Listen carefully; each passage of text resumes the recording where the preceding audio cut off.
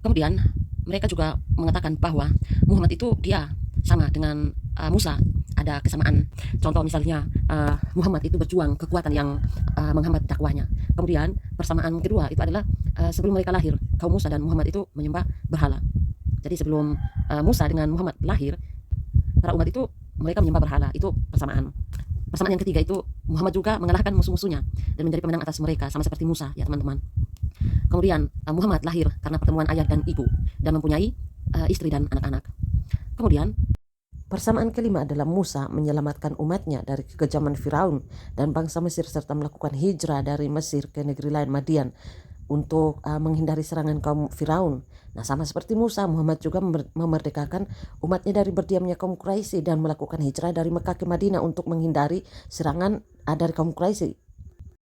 Nah, persamaan keenam itu adalah baik Musa maupun Muhammad itu mereka mengalami kehidupan keluarga dan hidup lama ya teman-teman, serta mengakhiri kehidupan dunia dengan kematian yang wajar.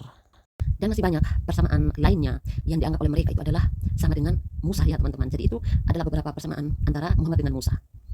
Apakah benar Muhammad SAW meninggal dengan kematian yang wajar?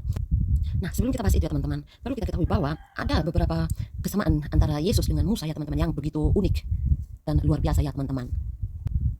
Kalau kita lihat di dalam Alkitab ya teman-teman, gara-gara Musa lahir, itu Firaun mengamuk. Nah, pada waktu itu ya teman-teman, anak laki-laki yang itu dibunuh. Dan itu sama halnya dengan peristiwa di mana Yesus lahir ya teman-teman. Gara-gara Yesus lahir, Herodes mengamuk pada anak laki-laki, juga itu dibunuh.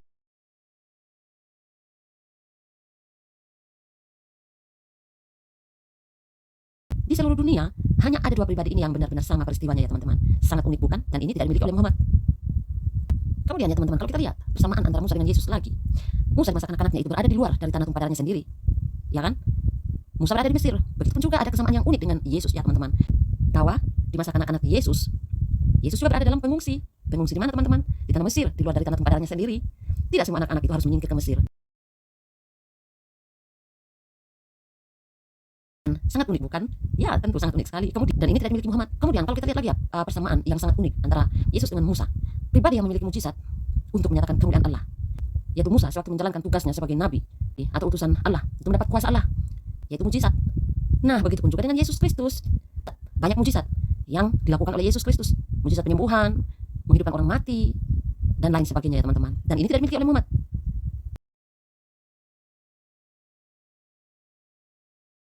Dan kalau kita lihat lagi teman-teman, persamaan berikutnya itu adalah apa? Musa dan Yesus itu sebagai pembebas. Pembebas dari apa teman-teman? Musa dia memerdekakan bangsa Israel dari perbudakannya bangsa Mesir. Kemudian persamaannya dengan Yesus itu adalah Yesus membebaskan bangsa Israel dari perbudakan dosa, dan ini tidak dimiliki oleh Muhammad. Sangat unik bukan? Ya tentu ini sangat unik sekali, dan ini tidak dimiliki oleh siapapun selain hanya Yesus Kristus dan juga Musa. Sehingga ya teman-teman, dalam ulangan 18 ayat 15 sampai 20 itu bukanlah menunjuk kepada kehadiran Nabi kalian, yaitu Muhammad SAW, tetapi menunjuk kepada Yesus Kristus. Karena Yesus Kristus berasal dari suku Yehuda. Yehuda adalah saudara dari 11 suku Israel itu. Karena dalam ulangan 18 ini itu konteksnya adalah berbicara tentang saudara, yaitu 12 suku Israel, bukan berbicara tentang Ismail yang adalah paman Israel. Ismail itu saudara Ishak, bukan bukan saudara Israel ya. Jadi bisa dibedakan paman dengan saudara. Dan masih banyak ya teman-teman persamaan Yesus dengan Musa.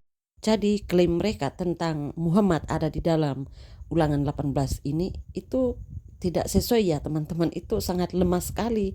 Kenapa? Karena yang berbicara dalam ayat ini itu tentang saudara, bukan tentang paman. Jadi itu sudah digenapi oleh Yesus Kristus ya teman-teman.